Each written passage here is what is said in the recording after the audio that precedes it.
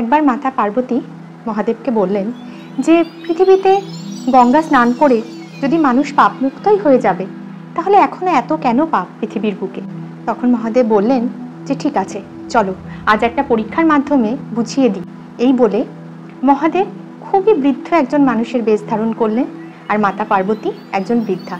এবার তারা দুজনে মিলে গঙ্গার ঘাটে, যেখানে বহু বহু মানুষ স্নান করতে নামছে, কেউ স্নান করে উঠছে, কেউ কত না কত গঙ্গার জল পাত্রে ভরে নিয়ে যাচ্ছে, ঠিক এমন একটি জায়গায় মহাদেব মাতা পার্বতীর কোলে মাথা দিয়ে শুলেন। আর মাতা পার্বতী সেই গঙ্গার ঘাটে যাওয়া বা গঙ্গার ঘাট থেকে উঠে আসা প্রত্যেকটি মানুষকে বলতে শুরু করলেন, যার জীবনে এতটুকুও পাপ নেই, সেই মানুষ যদি এতটুকু জল এনে তার এই বৃদ্ধ স্বামীর মুখে অল্প দিতে পারে, তাহলে সে প্রাণে বেঁচে যায়। কিন্তু এই কথা শুনে প্রায় সব মানুষই খানিক থমকে দাঁড়ানোর পরেও কিন্তু তারা সবাই সেখান থেকে চলে যাচ্ছিল, কারণ কোনো মানুষই মনে করছিল না যে তাদের জীবনে কোনো পাপ নেই।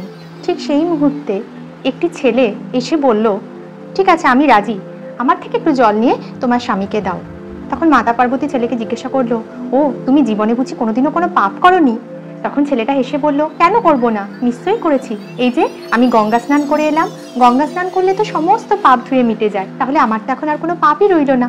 তাই শুধু গঙ্গা স্নান নয়, যে কোনোভাবেই আমরা যতই পাপ স্খলন করার চেষ্টা করি, যতক্ষণ না মনের থেকে সেই বিশ্বাস আমাদের জন্মাবে যে হ্যাঁ আমাদের পাপ স্খলন হচ্ছে, ততক্ষণ কোনো দিনও সম্ভব নয়।